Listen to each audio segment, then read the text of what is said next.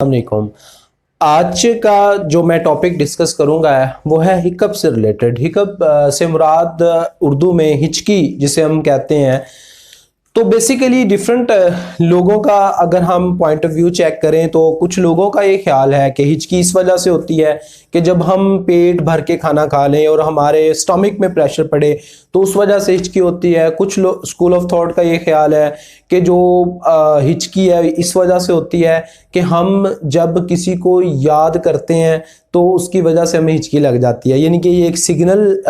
है जो एक दूसरे को जोड़ी रखता है। तो इस वजह से जिसको हम याद कर रहे होते हैं उसको जो है हिचकी लग जाती है। किसी स्कूल ऑफ थॉट का ये ख्याल है कि जो हिचकी है इसकी बेसिक रीज़न कि जब हम खाना खा रहे होते हैं और बोल पड़े अचानक से तो सांस की नाली में खाना चला जाए, उसके ज़र्रे चले जाएं तो हमें हिचकी लगती है। लेकिन बेसिकली इन तमाम स्कूल ऑफ थॉट की राय अपनी जगह, लेकिन साइंटिफिकली अगर हम देखें तो हिकअप की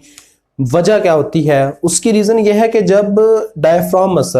मसल एक शीट होती है ये जिसने लंग्स के इर्द गिर्द कवरिंग की होती है, और जब ये नीचे जाती है तो लंग्स भी नीचे आते हैं और बाहर से हवा हमारी बॉडी में एंटर हो जाती है, और जब ये ऊपर फैलती है तो लंग्स पे प्रेशर पड़ता है, हवा हमारी बाहर चली जाती है in the form of carbon dioxide. तो डायफ्राम के नीचे आने और ऊपर जाने की वजह से हमारे अंदर एयर इन एंड आउट होती है। लेकिन अगर किसी वजह से डायफ्राम मसल्स इनवॉलेंट्री यानी कि जो हमारे कंट्रोल में नहीं है वो इनहेलेशन के दौरान कॉन्ट्रैक्ट हो जाए, यानी कि बेसिकली कॉन्ट्रैक्ट कब होते हैं जब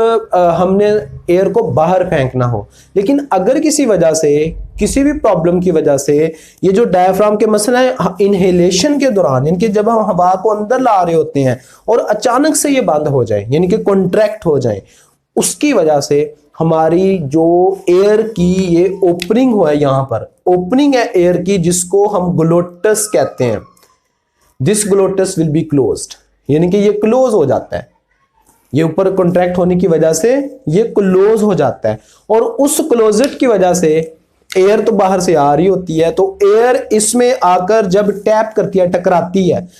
तो टकराने की वजह से हवा आ रही है, ग्लोटस बंद हुआ पड़ा है या क्लोज हुआ पड़ा है, उसमें इतनी रास्ता नहीं है कि हवा उसमें से गुजर सके, लेकिन हवा बजाते खुद इसमें से गुजरना चाहती है। तो उसकी जो टेपरिंग की वजह से टकराने की वजह से जो साउंड प्रोड्यूस होती है, जो आपको ऐसे एकदम जो है वो झटका सा लगता है और आवाज बती हिच हिच की, तो वो उसको हम हिकअप बोलते हैं। तो बेसिकली साइंटिफिकली हिकअप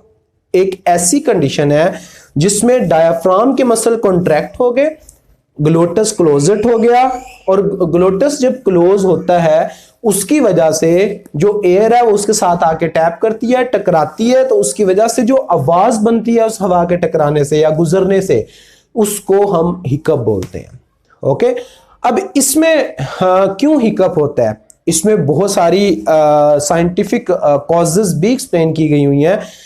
कुछ लोगों का ख्याल है कि जब हमारे स्टोमिक फुल ऑफ फूड होता है, स्टोमिक फुल हो जाता है, इनके स्टोमिक में एसिडिटी है, स्टोमिक फुल हो चुका होता है और आपने खाना ज्यादा खाया हुआ है, तो हमारी एक इसी के पास जो सांस की नाली के साथ एक खुराक की नाली गुजरती है एसोफेगस, यहां से और इसके बिल्कुल दरमियान से एक और नर्व होती है जो इसको कॉन्ट्रैक्ट और रिलैक्स करवाती है डायफ्राम को, उसको फिनेरिक नर्व कहते हैं। वो फिनेरिक नर्व इसको स्टिमुलेट करती है कि वो कॉन्ट्रैक्ट हो जाए। एक रीजन इसकी ये बताई जाती है कि अगर हम खाना इस तरह खा लें कि जिसमें आपका स्टोमिक फुल ऑफ फूड है और उसमें एसिडिक फूड जमा हो गई है या फिर अंदर क्लोज है, तो फिनेरिक नर्व इसको बेसिकली वो स्टोमिक की तरफ सिग्नल लेके जाना होता है, इससे स्टोमिक की तरफ भी आता है फिनेरिक नर्व और नीचे भी आती है, तो उसको कॉन्ट्रैक्ट कर देती है। उसकी वजह से आपका जो डायफ्राम है वो कॉन्ट्रैक्ट हो जाता है, तो इस वजह से आपको हिचकी लगती है। इस वजह और भी वजह वेगस नर्व के भी कुछ कहते हैं कि जो हमारी वेगस नर्व जो ब्रेन से निकलती है और स्टोमिक और इन पार्ट्स को कंट्रोल करती है बिलो, अगर आपको स्टोमिक में प्रॉब्लम है तब भी ये कंडीशन आपके साथ हो सकती है।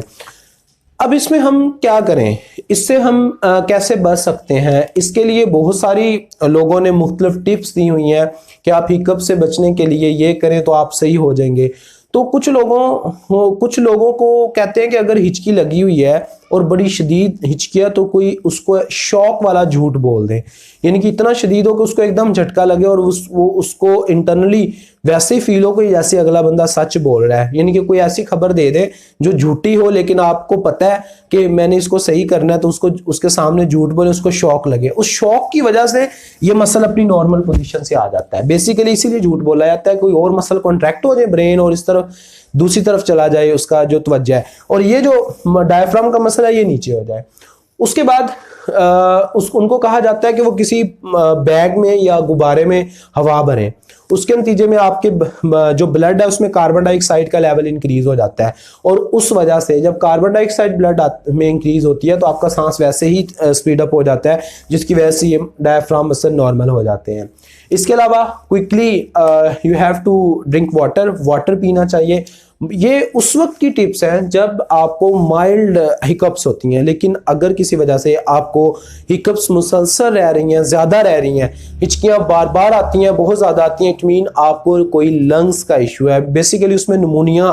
का ज़्यादा बताया जाता है कि निमोनिया के चांसेस ज़्यादा होते हैं, तो उसके लिए प्रॉपर मेडिकेशन की जाती है। इवन हार्ट का कोई इशू है या मसल का कोई इशू है या नर्व्स का इशू है, जिसकी जो सिग्नल इसको भेजती है डायफ्राम को, तो उसकी वजह से भी जो आपकी हिकअप्स हैं, जो हिचकियाँ हैं, ये आपको बार बार आती हैं। सो होप सो कि आपको हिकअप्स की ये जो इंफॉर्मेशन है ये सही तरह से समझ आ गई होंगी। सो इसलिए इसका यादों से कोई ताल्लुक नहीं है, इसका ताल्लुक हमारी मेडिकल